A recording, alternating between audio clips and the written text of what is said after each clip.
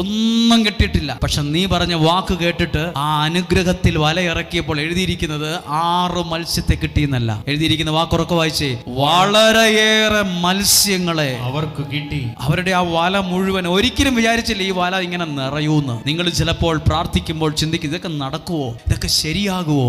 അത് നടക്കും, അത് നിറയും. ആ ഒരു കാര്യത്തിനകത്ത് ചില ദൈവീക പ്രവർത്തികൾ വെളിപ്പെടാൻ തുടങ്ങും. ഇനി ഇത്രയും മത്സ്യങ്ങളെ കിട്ടിയപ്പോ എഴുതിയിരിക്കുന്ന ഒരു വാക്യമുണ്ട്, ഇത്